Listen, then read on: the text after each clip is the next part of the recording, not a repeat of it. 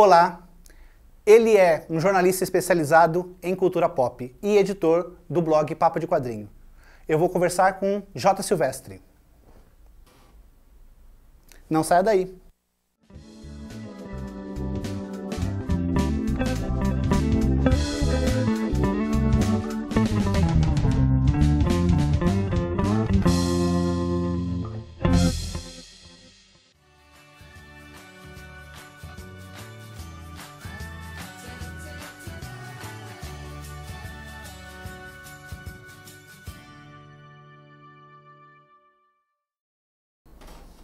Olá, pessoal! Sejam bem-vindos à estreia do programa Em Contexto, um programa de entrevistas, e vamos trazer aqui, todas as quintas às 20 horas, personalidades do mundo dos quadrinhos, cinema, TV, literatura. E hoje eu não poderia trazer outra pessoa que não esse meu grande amigo, Jota Silvestre, um jornalista muito querido de todo mundo. Nem todo mundo. Não, é querido sim. Como dizia o Milor, toda unanimidade é burra. Não, né? o pessoal eu gosta gosto de ter meus você. inimigos também. Eu lembro de uma época que na agência onde você trabalhava, todo mundo gostava tanto de você que fizeram uma campanha, eu quero um Jota pra mim. Na verdade era uma sacanagem porque foi na Bienal do Livro, você deve estar lembrado. E como eu era o coordenador lá da equipe de assessoria de imprensa, óbvio que todo mundo queria falar comigo para conseguir o seu... achando que eu tinha poder de colocar o cara nas pautas. Todas as pessoas não queriam falar com ninguém da equipe, era só comigo, né? E aí fizeram essa campanha, foi muito engraçado. Mas boa noite, né? Em primeiro lugar, boa noite para quem está vendo a gente. Não cumprimentei, obrigado pelo convite. Uma honra estar estreando aqui o programa. Desejo verdade. Vida longa, sucesso. Como tudo que você faz, eu sempre... com muita dedicação, tenho certeza que vai dar certo esse projeto. Obrigado, também. Jota. Eu quis chamar você aqui porque as nossas carreiras na cultura pop, acho que elas começaram mais ou menos juntas. Sim. Ali, né? Sim. Que você trabalhava com as feiras e eventos, e a gente se encontrou nessa Bienal do Livro de 2006, se eu não me engano, 2006. E aí, naquela maluquice da gente, vamos fazer uma história em quadrinhos juntos? E aí você... embarcou nesse meu assunto, nessa minha loucura. A gente nunca lançou história em quadrinhos, mas no final das contas abriu portas para mim e para você. Muito, é verdade. E uma das portas que foram abertas para você foi da revista Mundo dos Super-Heróis. Exato. Foi logo em 2006 mesmo que você publicou? Não, acho que pouco depois, 2007 ou 2008. Foi uma matéria sobre Caverna do Dragão, né? Isso, e a modéstia sua dizer que as portas foram abertas, foi você que abriu essa porta. Foi cara de pau, né? Fui lá falar de você. A cara de pau que eu não tenho, chegou, a gente estava ali conversando com o editor, com o Manuel de Souza, sobre essa nossa HQ que não saiu. Aí o Edson me vende pro cara, né? Assim, ó, você não tá precisando de um colaborador, já tem um bom jornalista, escreve bem, conhece quadrinho. E aí eu fiz um teste e tal, com essa matéria da Caverna do Dragão, que eu nunca tinha assistido, né? Quando Caverna do Dragão chegou ao Brasil, eu tinha 18 anos, em 86, né? Nasci em 68. Eu passei da época, trabalhava e fazia faculdade, não dava para ver show da Xuxa, né?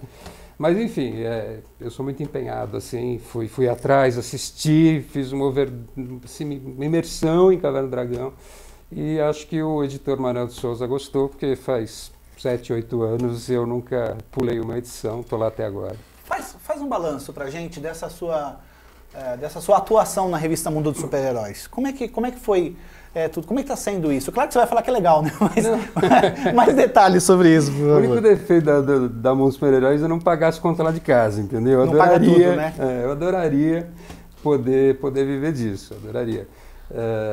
Mas assim, eu comecei com essa matéria, não sabia se ia ser chamado para a edição seguinte, aí foi um dossiê dos Vingadores. Naquela época a revista era muito focada em história em quadrinhos, também recebi uma missão, falar dos Vingadores na década de 2000, a matéria era dividida década a década. Eu não tinha lido quase nada dessa fase, muito pouco na verdade. Li, me informei, fui na Gibiteca, passei 2 dias lendo tudo, isso, entreguei a matéria, ajusta daqui, e aí foi.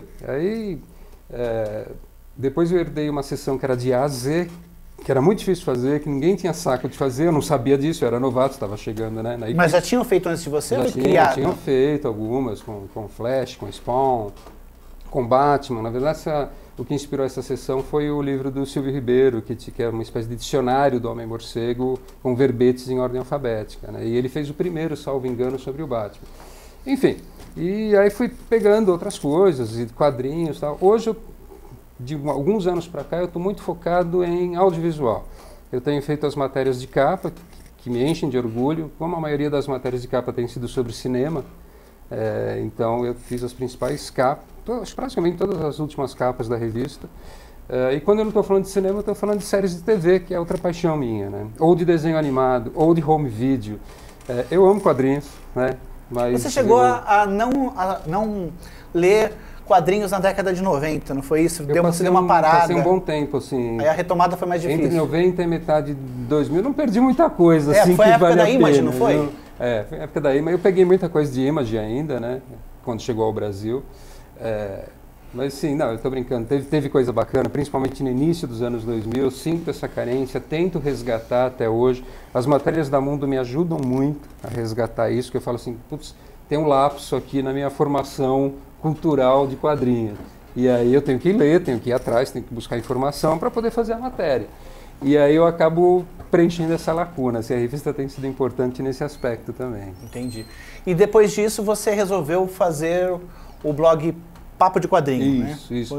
No meio do caminho ali, uns 2, 3 anos depois que eu estava na revista, a vontade de falar de cultura pop era tão grande que eu falei, pô, eu preciso dar vazão para isso e não sabia como, né? E na verdade você abriu um blog na época, eu lembro que eu me inspirei um pouco nessa história. Eu falei assim, você tinha um blog? Sim, sim. Eu falei, pô, esse é um blog. Pô, blog funciona. Aí comecei a fuçar nas ferramentas, me empolguei. Eu precisava de um espaço onde assim pudesse ser mais opinativo, porque a revista, apesar de ter muita liberdade, o editor me dá muita liberdade, hoje confia muito no meu trabalho, mas ela tem uma linha editorial, você tem que seguir mais ou menos ali. Você não escolhe pauta, o editor quando muito te dá 2 opções, tem a matéria disso ou daquilo, qual que você quer fazer. E eu senti assim, primeiro, a necessidade de ter mais liberdade e segundo, queria falar mais, não dava para esperar 2 meses. Vamos colocar na tela a imagem, eu dei um print da tela do computador com do blog? Então, esse aqui é o blog. Isso. Ele está hoje no UOL, né? Ele está... Na revista O Grito. A gente teve aí há uns 3, 4 anos atrás um convite do Paulo Floro, da revista O Grito, que é uma revista de variedades eletrônica, para ser um dos blogs parceiros. Então eu tenho o meu próprio domínio, papodequadrinho.com.br, mas estou hospedado mais ou menos dentro do Grito, a gente troca conteúdo. Na verdade, ele usa parte do nosso conteúdo. E o Grito foi para o UOL há pouco tempo, então de certa forma a gente também está no UOL. O que acontece é que algumas matérias acabam indo para a home do NE10, que é o grande portal do Nordeste, e me dá uma visibilidade enorme.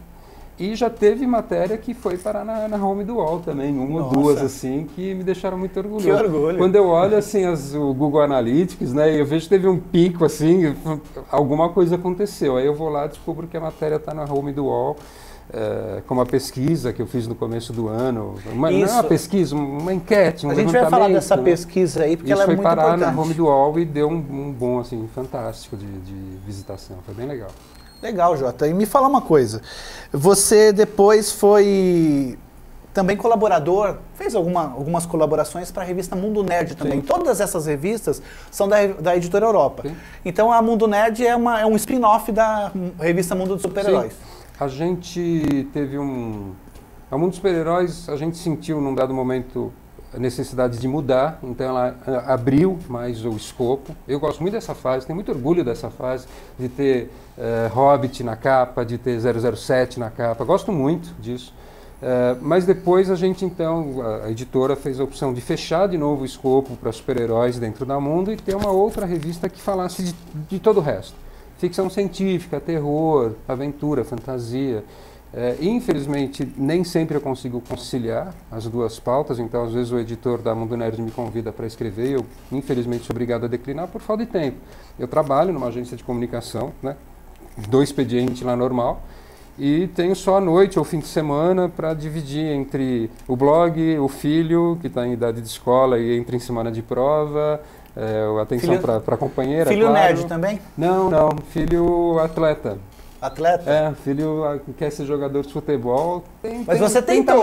Você tentou ali colocar um pouquinho de... Não, é natural, né? É natural porque ele me vê lendo, né? Então daí quando ele estava começando com videogame, qual foi o primeiro que eu coloquei lá? Um jogo da Marvel. Né? Então ele foi decorando o nome dos personagens. Então ele tem familiaridade, assim. Ele até gosta de vai ao cinema comigo, ver um pouco de desenho animado, mas a praia dele é futebol. Entendi. Ô Jota, você quando você vai fazer alguma matéria, geralmente assessores de imprensa entram em contato com você para tentar conseguir alguma visibilidade para eles numa matéria ali. E muitas vezes, quando vai sair algum filme no cinema, por exemplo, Os Vingadores, Homem-Formiga, alguma coisa assim, as produtoras convidam você para as chamadas cabines. Para quem não sabe, cabine é quando são sessões fechadas para os jornalistas antes da estreia, para que os jornalistas tenham conhecimento dessa produção e possam já ter a matéria pronta assim que tiver a estreia. Por exemplo, estreia hoje o filme tal, e aí tem a opinião desse jornalista. Você costuma ir a essas cabines. Sim. Minha pergunta é a seguinte: muitas vezes eu vejo nossos amigos, né, amigos em comum, que são jornalistas e fazem essas críticas. E não gostei do filme, o filme é uma bomba ou coisa assim. Você ainda acha que essas críticas, elas têm o poder de fazer as pessoas irem ao cinema quando elas não estavam com vontade de assistir aquele filme, ou deixarem de ir ao cinema quando elas estavam com vontade de assistir aquele filme? Acho que as duas coisas. Você tem jornalistas e você tem formadores de opinião, né? Por isso que se dá esse nome, né? Que vem do jargão americano, opinion maker. Ele é um fazedor de opinião, um formador de opinião, então ele forma opinião. Então, quando o jornalista chega nesse estágio e você conhece a linha dele, porque às vezes você tem um formador de opinião que ele é ótimo, profissional, ele é isento, mas que ele tem uma visão diferente da sua. Ele gosta mais de heróis clássicos e eu gosto mais de heróis modernos. Então, qualquer novidade para ele vai rejeitar. Então, eu já sei que ele vai rejeitar. Mas, ok, eu sei que eu vou gostar. Então, eu não sei como isso acontece com o público em geral. É difícil ter essa visão porque a gente é profissional. Por exemplo, da área, comigo, né? se alguém fala, o filme é muito ruim e eu tô querendo muito assistir, eu quero saber por que essa pessoa achou tão ruim. Eu vou assistir do mesmo jeito. Se eu pego um filme de super-heróis com uma crítica negativa na Veja, eu descarto. Porque depende do jornalista que fez a crítica, você sabe que ele já não tem uma pegada pop. E às vezes ele não entende a coisa. Ele não entende, ele não conhece. Ele coloca a informação errada. Ele acha que é subgênero. Isso é até o de menos, mas assim... Não, informação errada, por exemplo, no Fantástico, teve aquela matéria sobre o Lanterna Verde que se assumiu gay, que não era o mais conhecido, era um de outra realidade. Isso acontece muito. Então, a grande mídia não sabe tratar. Hoje, felizmente, você tem algumas pessoas que conhecem mais, né? Mas essa questão do erro me incomoda menos do que às vezes você sabe que aquele jornalista, assim, ele não gosta de filme de super-heróis. Então não adianta. Qualquer que seja o filme, ele vai falar mal. Então, para mim, a opinião dele tanto faz.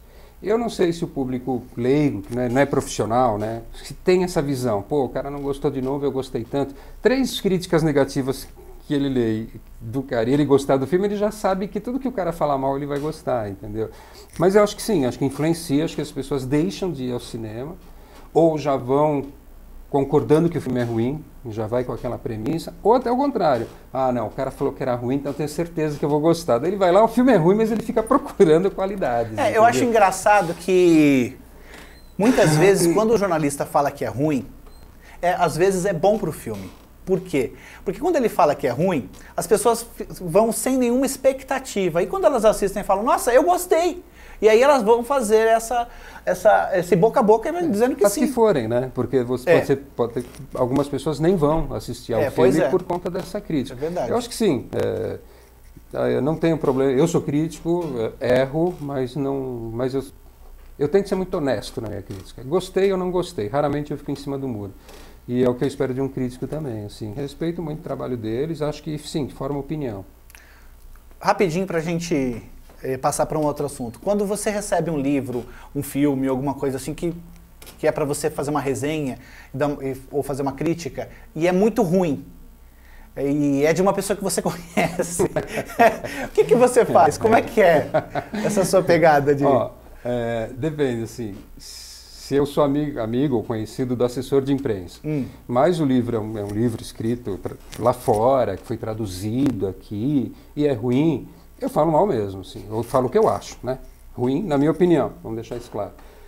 Porque eu acho que você tem toda uma estrutura, uma indústria por trás, a coisa tinha obrigação de funcionar. Se é uma produção independente, se o autor é muito amigo meu, normalmente eu ignoro. Eu não publico. Você prefere não publicar a ter que publicar e falar a verdade ali? Eu prefiro não fazer a crítica porque eu sei da dificuldade dele em fazer isso. Se eu tenho proximidade com o autor, às vezes por e-mail ou por Facebook, no inbox, a gente conversa e eu falo que eu não gostei. E ele já se satisfaz com esse feedback. Ele acha que a minha opinião é importante para ele. Então, assim, eu dou esse retorno para ele, mas eu não preciso tornar isso público. Eu tenho feito assim, não sei nem se eu estou incorrendo em algum problema de ética ou não, mas eu prefiro, às vezes, não falar a falar mal. Agora, claro, se alguém me chamar no Facebook, mandar, Jota, você leu? Li. É legal? Não. Aí é uma consulta ali 1 a 1, entendeu? Entendi. Tipo, também não vou para poupar um amigo, fazer o outro gastar dinheiro com um negócio que não vale a pena. Eu sei entendeu? bem disso. Você já me criticou muita coisa minha, mas antes da publicação. E depois eu melhorei ali, e aí você pode fazer os elogios. Olha, chegaram um monte de perguntas aqui. Nossa! Um monte de perguntas. Eu vou fazer as perguntas para você depois do recadinho pro pessoal aí de casa. Se você escreve contos, crônicas ou poemas, você precisa participar das coletâneas literárias da Andrus Editora. Acesse www.andrus.com.br e envie seus textos. Jota, aqui é uma pergunta da Ana Cláudia. Você acha que hoje em dia ser nerd ou geek está virando modinha? Por quê? Sim, Ana Cláudia, está virando porque a cultura pop, vamos dizer assim, para ser um pouco mais generalista, ela atingiu um público que ela não atingia antes, muito em função dos blockbusters, em função dos grandes filmes. Então, o que está acontecendo? Hoje tem um monte de gente que sai do filme dos Vingadores e o cara acha que ele sabe tudo sobre Vingadores, entendeu? Cara, ok se ele aprofundar essa pesquisa, pode ser uma porta de entrada, né? Para ele realmente entrar no mundo nerd. Mas tem gente que não faz isso. Na minha opinião, uma das coisas que define o nerd é que ele tem essa necessidade de ter uma experiência expandida com aquilo. Ele vê o filme, aí ele vai pesquisar o livro, a vida do autor, ele quer ter o bonequinho, ele anda com a camiseta, mas ele quer informação sobre aquilo. Quando o cara fica só no superficial, aí é um wannabe mesmo, ou bazingueiro, como está se chamando agora. Bazingueiro é quando é uma forma pejorativa, né? Porque o cara finge que sabe, entendeu? Ele assistiu 2 filmes. Ok, é um direito dele, assim, mas, sabe, seja humilde, porque tem gente que está décadas na sua frente na hora de você discutir alguma coisa. Você quer ter uma opinião? Tenha, né? Baseada no seu conhecimento? Ok, ninguém está propondo a censura aqui. Mas respeita a opinião do outro, que lê quadrinhos e conhece muito mais tempo que você. É modinha, e essa moda, só para concluir, ela se retroalimenta porque virou um bom mercado, então você tem mais oferta de filme, mais oferta de quadrinho, mais oferta de boneco, mais gente comprando, e mais no que a pessoa compra, mais produtos são lançados. Mais produtos lançados pelo McDonald's para você ir lá comprar o McLanche Feliz? Ana Cláudia, eu estou achando ótimo que virou moda no sentido bacana.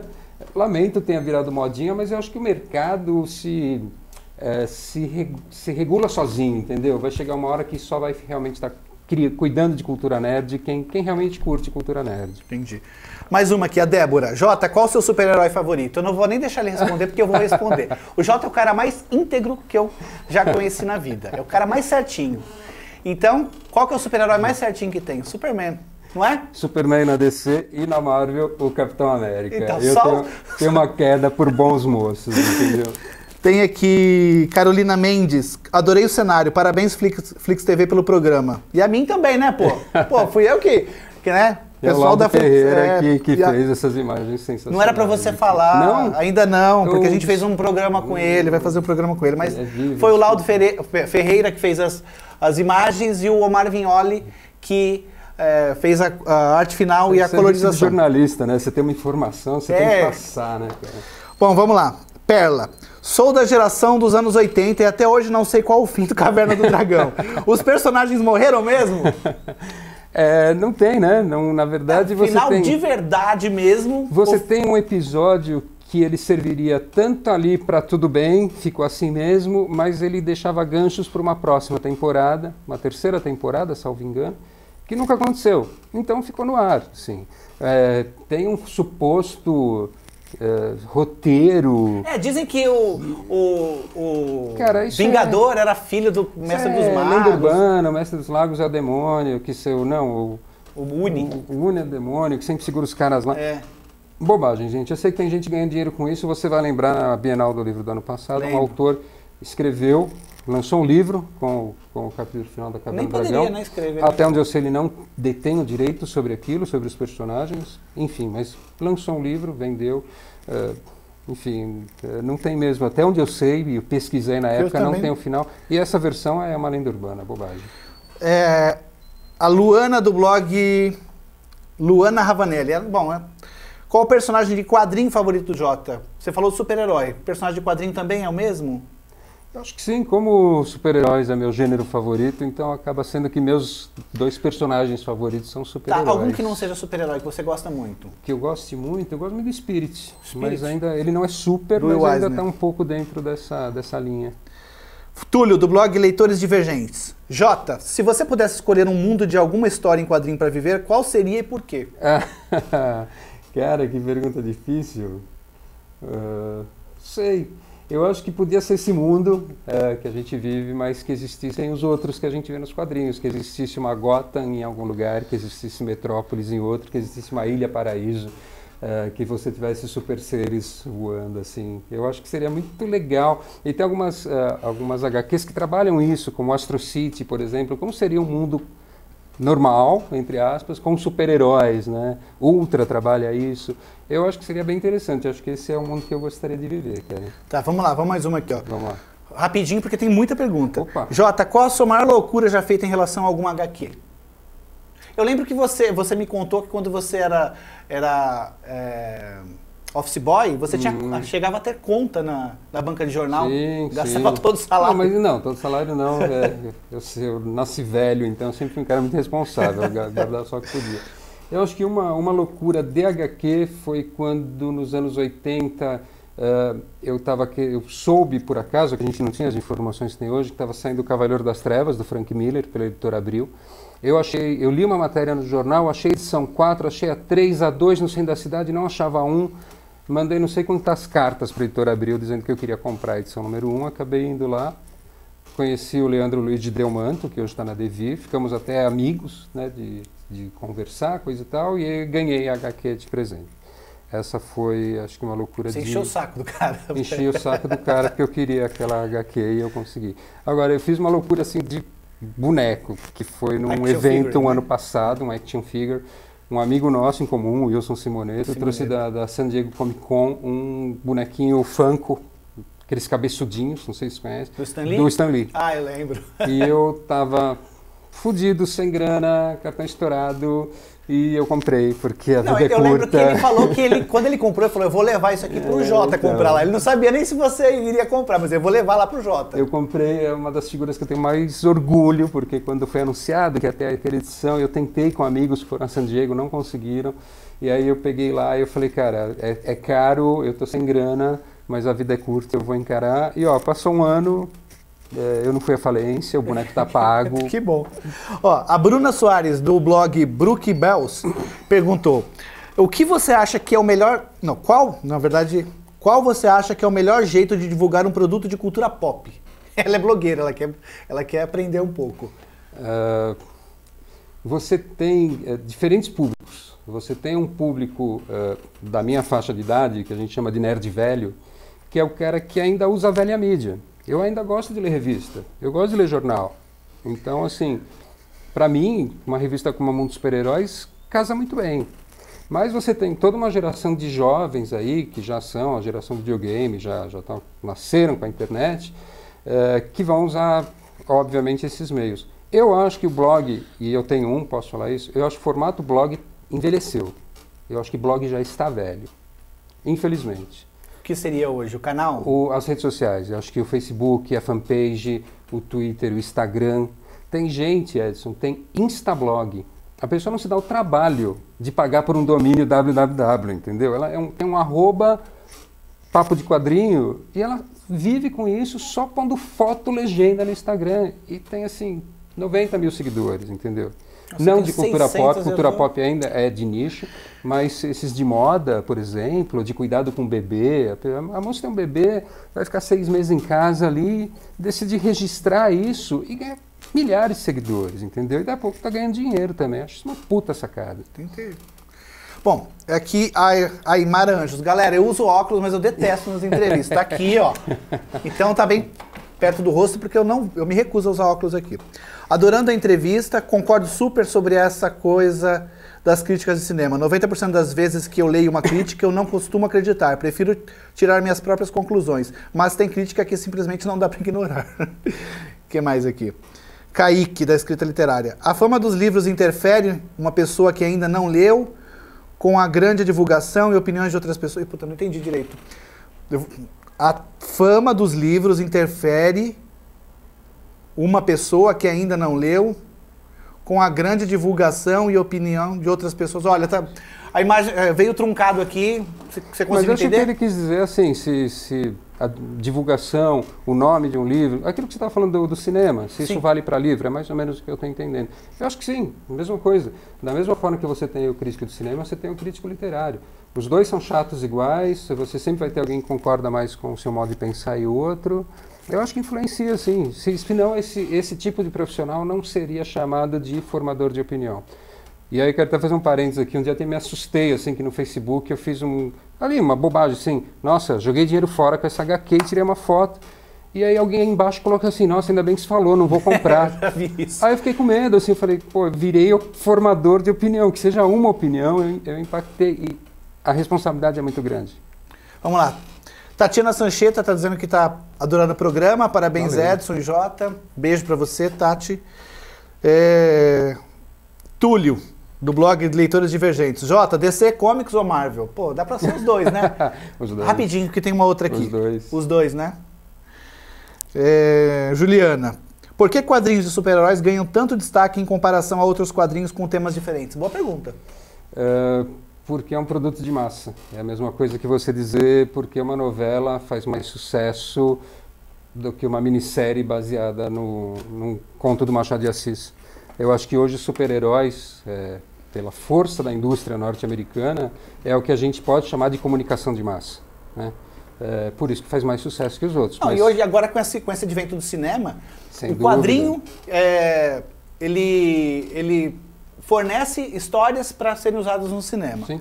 O cinema fornece fama para os quadrinhos, porque o que acontece? Hoje, uma produção, não sei se você concorda comigo, mas uma produção de cinema, de apenas um filme, todo o lucro desse filme, ele já abastece, ele é muito maior do que várias e várias e várias publicações de HQ. É difícil o pessoal hoje ganhar dinheiro com... Eu te digo mais, eu acho que até mais do que a HQ e o próprio cinema, o grande ganho está no licenciamento. Hoje você tem um personagem que fica famoso, você licencia isso para outros produtos, aí sim está a verdadeira galinha dos ovos de ouro, no licenciamento. Foi por causa disso que você acha que a Disney comprou a Marvel? Também, na verdade a Disney pagou 3 bilhões, 4 bilhões pela Marvel, pela sua propriedade intelectual, por aquele monte de personagens e o potencial que eles geram, isso não tem dúvida. O que a Disney comprou foi a propriedade intelectual. Não foram os ativos, não foram os prédios, foi a marca. E nem só a marca Marvel, a marca os personagens, Thor, Homem de Ferro, Homem-Aranha. Você acha que a Disney interfere na liberdade criativa? Com aquelas coisas de politicamente correto? Ou não? Não, eu acho que não. Costuma-se, senão a gente não teria visto a série do Demolidor, como a gente viu na Netflix. Por sinal, né? Então, eu acho que não. Não é da Disney. A Disney é muito correta, inclusive, para respeitar contratos. Quando ela compra uma marca, ela espera passar o contrato com o fornecedor atual de licenciamento. Ela respeitou a Star Wars, que estava com a Dark Horse, se eu não me engano. Esperou acabar a vigência do contrato para daí trazer para a Marvel, Star Wars. Então, eu acho a Disney muito correta nesse aspecto e até onde eu sei, alguma interferência sempre tem, né? Mas eu acredito que não seja nada que você fale assim, vai virar tudo Disneyland. Eu acho que não. Entendi. Não é o que a gente percebeu até agora. Não mesmo. Você está com uma boa impressão dos novos Star Wars, por falar nisso? Sem dúvida, sem dúvida. Eu assisti o primeiro Star Wars, ou o episódio 4, no cinema em 78, né? Eu tinha 10 anos. Não é 77? Não, aqui no Brasil chegou em 78. Ah, tá, chegou em 78, mas ele é de 77, né? E eu tinha 10 anos de idade. E aí, quando eu vejo naquela cena... Você tinha 10 que eu estava nascendo, eu nasci em 78. Eu nasci em 68. Quando eu vejo aquela cena do trailer que o Han Solo fala pro Chewbacca, estamos em casa... Você chorou? Quase. É que eu sou macho pra caralho, mas... escorreram lágrimas, assim, meus olhos suaram, entendeu? Jota, estamos chegando ao fim.